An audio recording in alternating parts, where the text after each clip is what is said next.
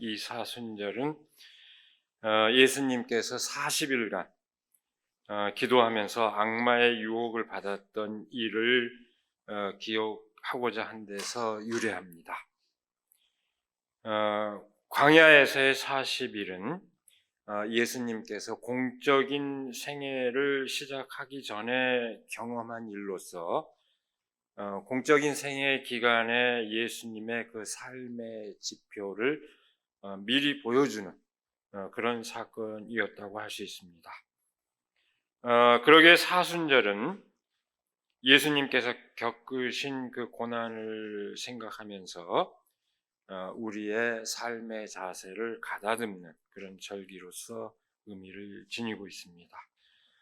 우리 그리스도교 역사에서 이 사순절이 처음부터 모든 절기가 그렇지만 그렇게 처음부터 딱 엄격하게 지켜진 것은 아니었습니다.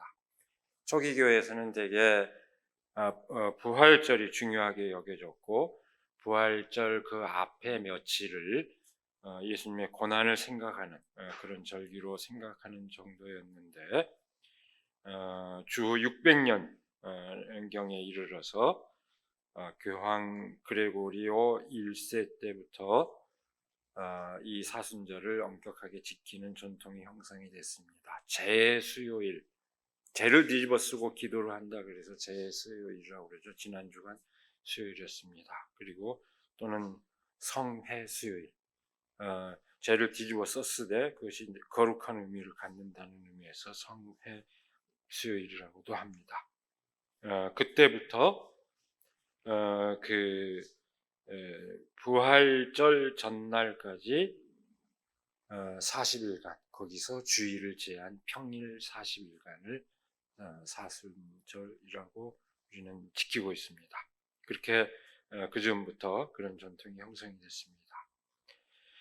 그 절기에 그리스도인들은 예수님께서 광야에서 받은 그 유혹을 기억하면서 그 유혹을 어떻게 이겨낼 것인가 생각하였습니다. 그래서 그 절기에 금욕을 하는 그런 전통이 형성되기도 했습니다. 그래서 아예 금식을 하는가 하면 또 금식하지 않는 경우에는 고기를 먹지 않는 것으로 욕망을 제어하기도 했습니다. 그래서 서양인들이 생선 요리가 발달하지 않았는데 기독교 시대에 접어들면서 고기를 못 먹으니까 대신에 생선을 먹는 이런 전통도 만들어지기도 했습니다. 오늘 우리에게 사순절을 기리는 뜻은 그런 어떤 의례나 관습을 지키는 데 있지 않습니다. 오늘 우리에게 요구되는 것은 정말 마음으로부터 예수 그리스도께서 사시고자 했던 그 삶을 기억하는 것입니다. 정말 우리 한 사람 한 사람이 내면으로부터 그리스도께서 사시고자 했던 그 삶을 살기 위해서 저마다 자신을 돌아보는 그런 계기로서 우리가 이 사순절을 맞이하기를 바랍니다. 오늘 본문 말씀은 예수님께서 광야에서 40일간 기도하면서 그 막바지에 겪었던 그 유혹의 사건을 기록해 놓은 그 장면입니다. 공적 인생의 직전에 등장하는 이 기사는 공생의 전반을 일관하는 그 예수님의 깨달음을 전합니다. 여기에서 예수님의 그 깨달음은 광야에서 사탄과의 그 유혹을 사탄의 그 유혹을 이겨내는 그 과정으로 아주 극적으로 그려져 있습니다. 광야는 이스라엘 민족의 그 신앙 전통에서 항상 위험스럽고 따라서 고통의 시련을 주는 장소로 여겨졌습니다. 그러나 동시에 광야는 바로 위험스럽고 고통스러운 현장이기에 거꾸로 거룩한 장소로 여겨지기도 했습니다. 시련의 장이요 연단의 장으로서 사람을 거듭나게 하는 곳이기 때문입니다. 이스라엘 역사에서 새로운 신앙 운동을 전개한 이들이 다 광야에서 공동체 생활을 했던 이유나 우리 초기 그리스도교 역사에서 그 역시 새로운 신앙을 추구했던 그 수도원 운동이 다 광야에 자리를 잡은 것도 그 때문입니다. 하지만 광야는 단순히 물리적, 지리적 공간으로서 외지고 황량한 것을 뜻하는 것만은 아닙니다. 온갖 사건과 유혹이 끊이지 않는 우리의 일상적인 삶의 현장 그 자체가 광야일 수 있습니다. 우리의 삶의 현장은 그 시련과 유혹을 떨쳐버리지 못하는 한 고통스러운 광야일 것입니다. 그러나 거꾸로 그 시련과 유혹을 물리치고 거듭난 삶을 살게 된다면 우리의 삶의 현장은 거룩한 장소로서 광야가 되는 것입니다. 바로 그 점에서 예수님께서 유혹을 받고 동시에 그 유혹을 이겨낸 광야는 단순히 지리적 공간으로서 광야라기보다는 오히려 구체적인 몸을 입고 몸뚱아리를 지니고 살았던 삶의 현장 한복판일 수 있습니다. 그 삶의 한복판에서 예수님은 유혹을 받습니다. 아니, 번민을 합니다. 하나님을 따르는 길이 무엇일까? 참 인간으로서 살아야 할 바른 길은 과연 무엇일까 고민합니다. 그 유혹이 악마의 시험으로 그려지고 있습니다. 그에 대한 예수님의 답은 단호합니다. 근데 흥미로운 것은 오늘 이 마태복음 기사를 보면 그에 대한 예수님의 답은 모두 다 전통적으로 하나님을 섬기는 그 길로 여겨져 특히 신명기의 말씀으로 다 그 응수가 이루어지고 있습니다. 본문 말씀에서 악마의 유혹은 모든 사람에게서 누구도 예외 없이 모든 사람에게서 떠나지 않는 번민의 실체요 유혹을 뜻합니다. 달리 말하면 모든 사람이 아주 쉽게 선택하는 길입니다. 그러나 그것이 인간의 궁극적인 구원을 보장해 줄 수 없는 길들입니다. 여러분, 너무나 뻔히 잘못된 길이거나 너무나 뻔히 고통스러운 것은 절대 유혹이 되지 않습니다. 그것은 누구나 다 거부하게 되어 있습니다. 전혀 그래서 너무나 뻔한 그것은 누구에게나 시험거리가 되지 않습니다. 유혹은 항상 달콤한 마력을 지니고 있어서 모든 사람이 쉽사리 선택할 수 있는 그런 상식처럼 되어 있는 것들로 우리에게 다가옵니다.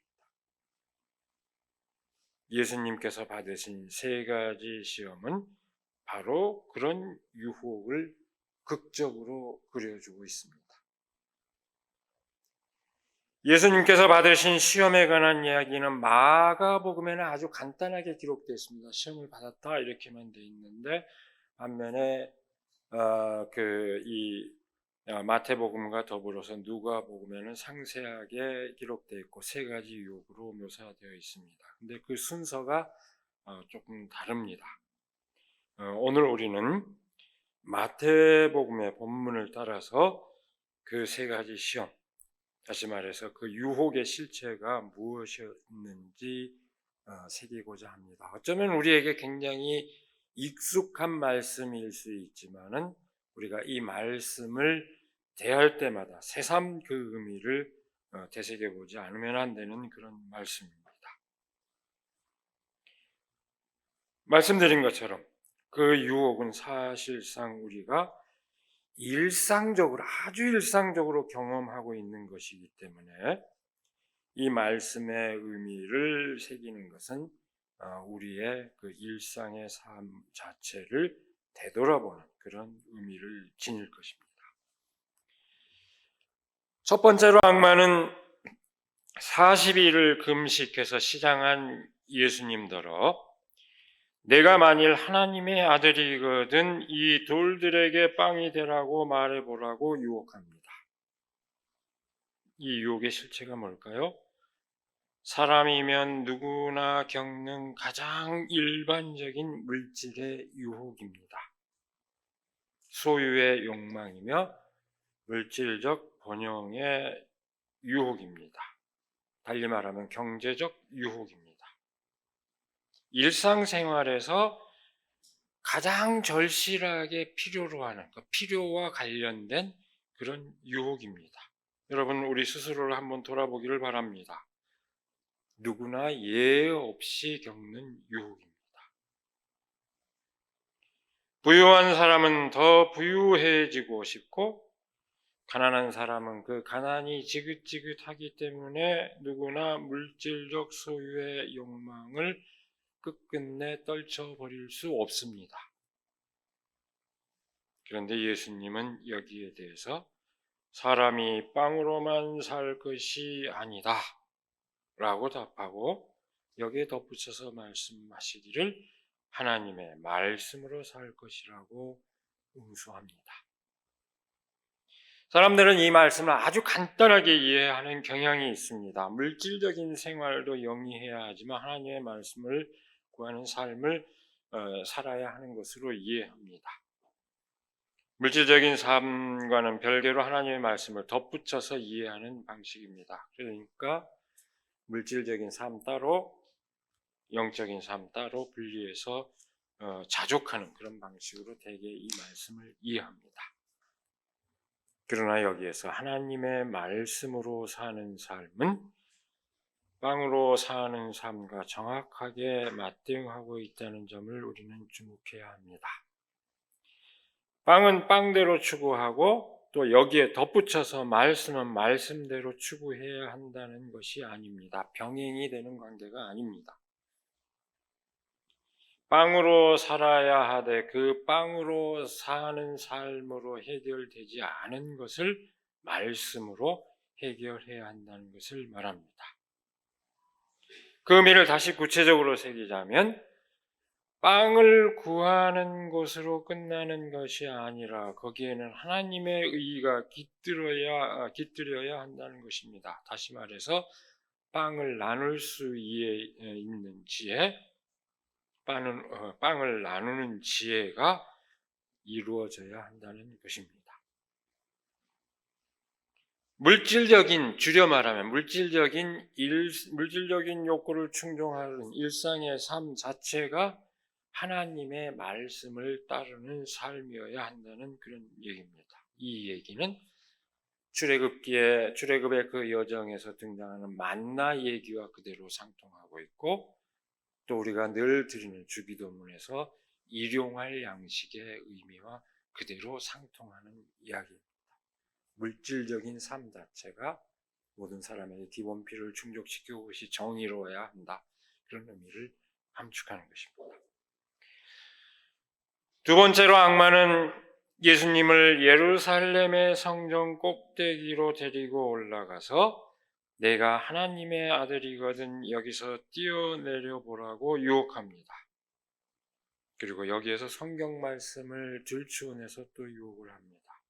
하나님이 너를 위하여 자기 천사들에게 명하실 것이다. 그들이 손으로 떠받쳐 너의 발이 돌에 부딪히지 않게 할 것이다. 시편의 말씀을 인용하면서 뛰어내려 봐라. 놀라운 기적이 벌어지지 않겠느냐. 네가 하나님의 아들이거든. 이렇게 유혹을 합니다. 이 유혹은 말씀으로의 유혹, 신앙으로의 유혹입니다. 달리 말하면 종교적인 유혹입니다. 여러분, 말씀으로, 신앙으로 유혹한다는 것이 우리 신앙인들의 통념에서 보면은 그 말이 되는 얘기입니까? 할지 모릅니다. 말씀으로도 유혹할 수 있습니까? 하나님의 이름으로도 유혹할 수 있습니까? 이런 의문이 들 수도 있습니다. 근데 사실은 이 역시 아주 흔한 유혹입니다. 신앙을 추구하는 이들이 아주 쉽게 빠지는 유혹입니다. 늘 어쩌면은 늘 젖어 사는 그런 유혹일 수 있습니다. 밥 먹듯이 빠지는 유혹입니다. 달리 말하면 주술적 신앙의 유혹이라고도 할 수 있을 텐데요. 이를테면 이런 겁니다. 하나님 이거 해 주십시오. 그렇지 않으면 하나님 못 믿겠습니다. 이렇게 생각하고 있다면, 그것은 그렇게 믿는다면, 그렇게 신앙생활을 하고 있다면 그것은 이 유혹에 빠진 것입니다. 자기가 구하는 것이, 달리 얘기할까요? 자기가 구하는 것이 이루어지면 하나님의 뜻이 이루어졌다고 생각하고, 내가 구하는 것이 이루어지지 않으면 아니, 아직 하나님의 응답을 받지 못했어라고 믿는다면 이 유혹에 빠진 것입니다. 일상을 초월해서 기적을 바라는 그런 믿음입니다. 예수님께서는 한마디를 주갑니다. 주 너의 하나님을 시험하지 말라. 하나님을 믿어야지 하나님을 내 손아귀에 넣고 주물럭거리려고 생각하지 말아라, 그런 얘기입니다. 하나님을 무슨 도깨비 방망이처럼 생각하지 말아라, 그런 얘기입니다. 자신의 욕망을 표현하면서 그것이 하나님의 뜻인 양 착각하지 말라는 얘기입니다. 기적을 바라고 놀라운 일을 바라는 믿음, 그런 놀라운 일이 내 눈앞에 펼쳐져야만 하나님을 믿을 수 있다는 잘못된 믿음에서 벗어날 것을 말하는 것입니다. 그 어떤 놀라운 일이 일어나지 않더라도 신실하게 하나님을 따르는 믿음을 말하는 것입니다. 일상의 삶 자체가 여일하게 하나님의 의를 따르는 삶, 하나님의 사랑을 이루는 삶이 되어야 한다는 것을 말합니다. 여러분, 예수님 생애 동안에 많은 사람들과 논쟁할 때 바리새인들한테 뭐라고 그랬습니까? 한번 기적을 보여달라고 그랬을 때 예수님 말했습니다. 요나의 기적 외에는, 스스로 거듭난 그 기적 외에는 너희들에게 보여줄 것이 없다, 이렇습니다. 세 번째로 악마는 예수님을 아주 높은 곳으로 데려가서 세상 모든 나라를 보여주고 자기를 숭배하면은 그 모든 것을 지배할 수 있는 권세와 영광을 주겠다고 유혹합니다. 예수님께서는 여기에 대해서 아주 단호하게 대처합니다. 사탄아 물러가라. 그리고 덧붙여 말씀하십니다. 주 너의 하나님을 경배하고 그분만을 섬기라. 네, 여러분, 아까 내가 마태와 누가를 잠깐 얘기했죠. 누가는 이 유혹을 두 번째로 배치하고 성전 꼭대기에서 기적이 일어나기를 바라는 유혹을 마지막으로 배치했습니다. 반면에 오늘 우리가 본 이 마태는 그 순서를 달리했습니다. 악마가 자신을 숭배하면 세상 모든 것을 주겠다는 유혹을 마지막으로 배치했고, 여기에 대해서 예수님의 응하는 태도도 가장 단호합니다. 단호한 것을 그렇게 그리고 있습니다. 기록해 두었습니다. 그 까닭이 뭘까요? 누가가 이렇게 배치한 까닭이 마태가 이렇게 배치한 까닭이 뭘까요? 이 유혹으로 악마가 비로소 자신의 정체를 노골적으로 드러내고 있기 때문입니다. 악마의 정체가 이 세 번째 유혹에서 완전하게 드러났다고 보기 때문입니다. 악마는 아예 자신을 숭배하라고 요구하고 있고, 그러면 세상을 얻는다고 그렇게 유혹합니다. 이 유혹은 세상을 지배하는 근본 법칙을 환기합니다. 그리고 동시에 그 법칙 안에 매여 있는 모든 인간의 욕망을 말합니다. 모든 것을 자신의 발 아래 두고자 하는 지배의 욕망입니다. 그 지배의 욕망이 가장 뚜렷하게 가시화한 것이 뭡니까? 정치 권력입니다. 권력은 누군가를 지배하고 복종하게 하는 힘입니다. 마태는 그 지배의 욕망이야말로 만악의 근원이라는 것을 말하고자 바로 이 유혹을 맨 마지막으로 배치한 것입니다. 그리고 예수님께서 가장 격하게 여기에 대응한 것으로 마태는 기록하고 있습니다. 이것은 예수님께서 공적인 생애를 사는 동안 정치 권력에 대해서 아주 단호하게 대응한 그 태도와 일치합니다. 세상 사람들은 권력은 이렇게 지배한다. 그러나 너희는 그래서는 안 된다. 섬기라. 일관되게 얘기해 주셨죠. 그리고 결국은 예수님의 끝은 어떻게 됐습니까? 그 정치 권력에 의해서 십자가에 매달려 돌아가셨습니다. 그 생애를 그런 면에서 아주 잘 집약하고 있는 유혹이요. 거기에 대한 대응입니다. 그 지배의 욕망이 만악의 근원인 까닭은 그것이 왜 만악의 근원이라고 봤을까요? 그것은 실제로 사람들에게 가장 강력하게 영향을 끼치고 있기 때문입니다. 또한 그렇기에 누구나 그 욕망을 떨치기 어렵기 때문입니다. 옛부터 지금에 이르기까지 자고로 이 괴물과 같은 정치 권력의 해악을 어떻게 제어할 것인가 하는 것은 인류사의 숙명적 과제요. 모든 성현들의 그런 공통된 과제였습니다. 여러분들도 그렇게 생각하지 않습니까? 지금 머리에 가득 차 있지 않습니까? 여러분, 소크라테스가 그랬고 플라톤이 국가론에서 얘기한 것이 그렇고 그것을 더 깊이 통찰한 아리스토텔레스의 정의론이 다 그 문제를 다룬 겁니다. 우리 동양에서는 어떻습니까? 공자와 맹자의 가르침, 심지어 노자의 가르침, 제자백과의 모든 가르침이 다 이 주제로 집약됩니다. 이 괴물과 같은 권력을 어떻게 견제하고 인간이 인간답게 살 것인가, 다 이 문제로 집약이 됩니다. 더불어 사는 인간 사회가 존속하기 위해서는 질서가 필수적이지만 그것이 특정한 권력에 의해 유지되는 것을 막기 위해서 인류는 부단히 역사 이래로 부단히 그 지혜를 모아왔습니다. 오늘날 민주주의 제도는 바로 그 방편의 하나입니다. 그러나 그것마저도 불완전하지요.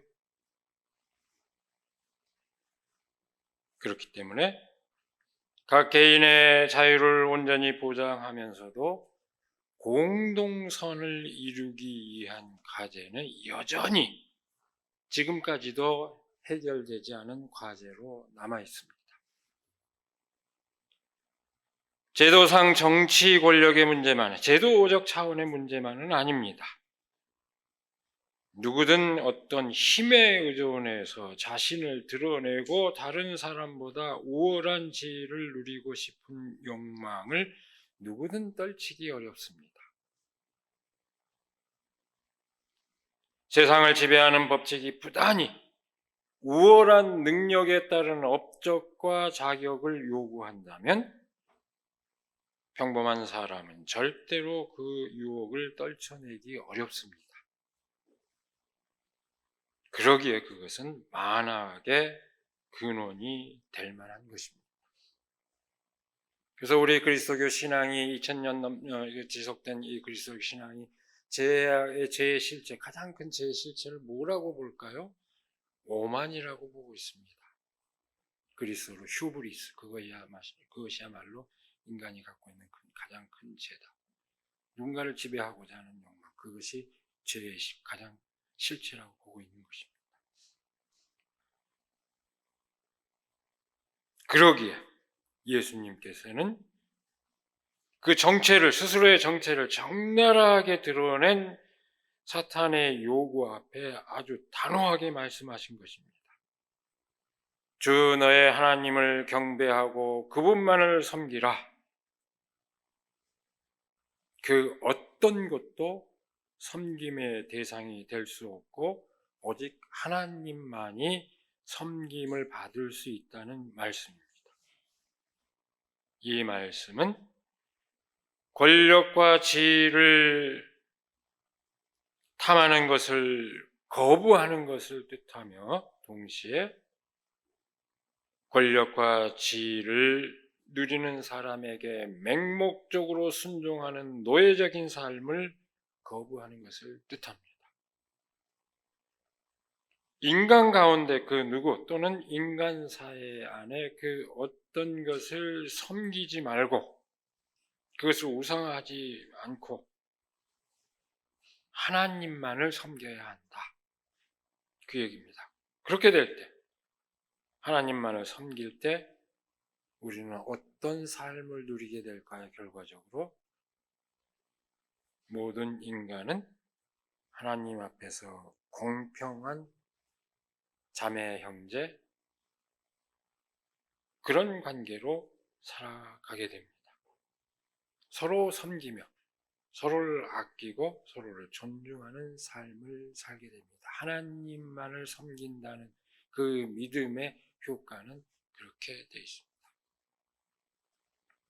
제가 더 긴 얘기 덧붙이지 않습니다. 여러분 잘 알겠지만 제가 몇 번 얘기했습니다마는 유명한 그 도스토옙스키의 그 까라마조프가의 형제들 방대한 소설이죠. 그 소설에 보면 형제들이 대화를 나누는 장면 가운데 한 편의 희곡이 들어 있습니다. 대신문관. 대신문관은 뭐냐면 중세기에 그 이단을 심판하는 그 추기경이죠. 지금 오늘날도 있습니다. 로마 교황청에 교리선성이라고 이름이 바뀌어 있는데 그 대신문관이라는 그 희곡이 등장하죠. 근데 그 대신문관의 그 내용을 보면은 오늘 마태복음 내용을 그대로 따라가면서 얘기가 전개가 되는데 아주 간단히 말하면 무슨 얘기냐면은 16세기의 스페인의 그 세빌야에서 이단자들을 처형하고 있는 그 현장에 예수님이 나타납니다. 예수님은 아무 말도 않고 바라보시는데 그렇게 나타난 예수님을 대신문관이 체포를 해서 예수님을 신문합니다. 대신문관은 예수님을 뭐라고 얘기했을까요? 예수님께 너는 인간을 너무 고상하게 이해했다. 예수는 인간을 너무 고상하게 이해했다는 것입니다. 그렇게 실책을 합니다.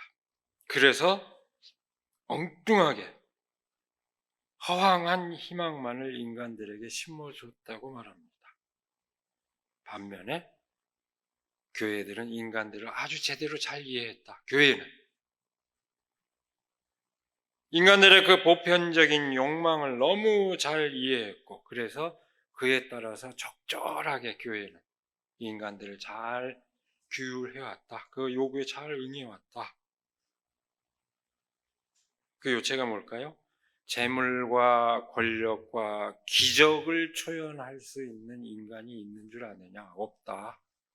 모든 인간은 다 그걸 바란다. 그래서 교회는 그걸 다 알기 때문에 그것을 충족시켜 주고자 해왔는데 이제 당신이 나타나서 뭘 어쩌자는 거냐? 대신문간의 얘기는 이렇게 스토리가 구성됩니다. 예수님 이어지는 스토리는 감옥에 넣었다가 그 다음에 곧바로 결국은 처형하겠다고 선포했지만 처형하지는 않고 아무 말하지 않고 그 다음날 보내주는 떠나라 제발 떠나라 당신이 관여할 바 없다. 교회는 잘하고 있으니까 이것이 대신문간의 그 내용입니다. 그러니까 예수는 필요 없다는 겁니다. 이 유혹을 극복할 수 있다고 가르쳐준 예수의 가르침은 정말 허황된 것이어서 인간들은 여기에 도저히 따라갈 수 없기 때문에 당신의 가르침은 필요 없다 그런 얘기입니다. 정말 놀라운 통찰입니다. 과연 오늘 우리 현실에서 사람들과 교회는 어떨까요? 아마도 대신문간의 주장을 부정하기 어려울 것입니다. 문제를 일깨우고 대안을 찾고자 하는 대열은 소수이고 성공과 출세, 재물의 부유함을 보장한다고 현혹하는 그 대열은 거기에 그 대열을 따르는 이들은 다수를 이루고 있습니다. 사람들의 일상적인 삶의 현실도 그렇고 교회도 그렇습니다. 학교 교육은 말할 것 없습니다. 예수님의 길은 과연 인간에게 허황한 꿈을 심어주고 있는 그런 것처럼 보입니다. 그 모든 것으로부터 자유로운 인간이 과연 가능할 것인가? 우리는 우리 스스로를 돌아보거나 우리 현실을 돌아볼 때 회의하지 않을 수 없습니다. 그러나 예수님께서는 그 유혹을 넘어설 수 있었기에 진정한 하나님의 나라를 선포할 수 있었습니다. 우리 그리스도인의 믿음의 근거는 바로 여기에 있습니다. 세상이 온통 사탄의 유혹에 빠지고 만 것 같지만 그 유혹으로부터 자유로운 참 인간의 길이 가능하다고 믿는 것이 우리 그리스도인의 믿음입니다. 사순절을 맞이하면서 예수 그리스도의 그 삶의 의미를 깊이 새길 수 있기를 바랍니다. 우리의 공동체가 그 유혹을 넘어서 진정한 희망을 보여줄 수 있을 뿐 아니라 우리의 어린 세대들, 우리의 젊은 세대들에게 그 유혹을 넘어서 오히려 그 유혹을 넘어서서 오히려 훨씬 더 풍요롭고 자유로운 그 삶의 길을 경험할 수 있도록 그렇게 이끄는 함께 나아가는 그 사명을 우리가 감당할 수 있기를 시간에 간절히 기원합니다. 기도하겠습니다. 주 예수께서 시험을 이겨내시고 참 인간의 길, 참 하나님의 그 길을 보여주신 그 여정의 의미를 다시 새기는 사순절입니다. 우리의 삶의 현실은 도저히 예수님께서 보여주신 그 뜻을 이룰 수 없는 것처럼 여겨지고 그래서 예수님께서 그 유혹을 이겨낸 이야기를 보면 오히려 절망할 수도 있습니다. 그러나 그럼에도 불구하고 우리가 예수 그리스도를 주로서 고백할 때 그 삶의 발걸음에 한치라도 다가설 수 있도록 저희를 인도하여 주시옵소서.